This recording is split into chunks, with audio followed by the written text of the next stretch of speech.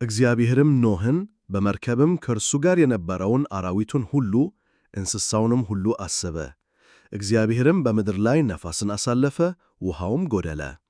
የቀላዩም ምንጮች የሰማይም መስኮቶች ተደፈኑ፣ ዝናብም ከሰማይ ተከለከለ። ውኃውም ከምድር ላይ እያደር ቀለለ። ከ150 ቀንም በኋላ ውኃው ጎደለ። መርከቢቱም በሰባተኛው ወር ከወሩም በ17ኛው ቀን በአራራት ተራሮች ላይ ተከመተች። ውኃውም እስከ 10ኛው ወር ድረስ ይጎድል ነበር። በ10ኛው ወር ከወሩም በመጀመሪያው ቀን የተራሮቹ ራሶች ተገለጡ። ከ40 ቀንም በኋላ ኖኅ የሠራውን የመርከቢቱን መስኮት ከፈተ፣ ቁራንም ሰደደው፣ እርሱም ወጣ። ውኃው ከምድር ላይ እስኪደርቅ ድረስ ወዲያና ወዲህ ይበር ነበር። ርግብንም ውኃው ከምድር ፊት ቀልሎ እንደሆነ እንድታይ ከእርሱ ዘንድ ሰደዳት። ነገር ግን ርግብ እግሯን የምታሳርፍበት ስፍራ አላገኘችም። ወደ እርሱም ወደ መርከብ ተመለሰች።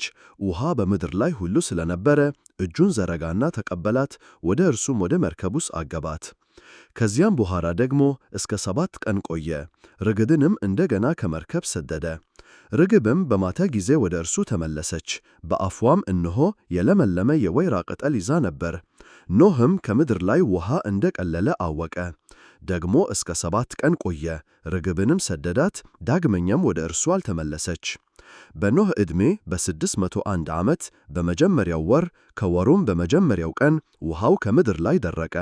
ኖኅም የመርከቢቱን ኪዳን አነሣ፣ እነሆም ውኃው ከምድር ፊት እንደ ደረቀ አየ። በሁለተኛውም ወር ከወሩም በ27ኛው ቀን ምድር ደረቀች።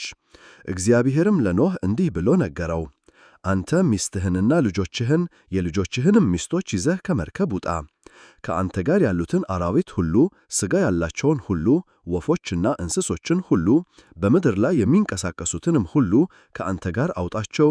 በምድር ላይ ይርመስመሱ፣ ይዋለዱ፣ በምድርም ላይ ይብዙ። ኖኅም ልጆቹንና ሚስቱን የልጆቹንም ሚስቶች ይዞ ወጣ። አራዊት ሁሉ፣ ተንቀሳቃሾች ሁሉ፣ ወፎችም ሁሉ፣ በምድር ላይ የሚርመሰም ሰው ሁሉ በየዘመዳቸው ከመርከብ ወጡ። ኖኅም ለእግዚአብሔር መሠዊያውን ሠራ፣ ከንጹሕም እንስሳ ሁሉ ከንጹሐን ወፎችም ሁሉ ወሰደ፣ በመሠዊያውም ላይ መሥዋዕትን አቀረበ። እግዚአብሔርም መልካሙን መዓዛ አሸተተ። እግዚአብሔርም በልቡ አለ፣ ምድርን ዳግመኛ ስለ ሰው አልረግምም፣ የሰው ልብ አሳብ ከታናሽነቱ ጀምሮ ክፉ ነውና፣ ደግሞም ከዚህ ቀድሞ እንዳደረግሁት ሕያዋንን ሁሉ እንደገና አልመታም። በምድር ዘመን ሁሉ መዝራትና ማጨድ፣ ብርድና ሙቀት፣ በጋና ክረምት፣ ቀንና ሌሊት አያቋርጡም።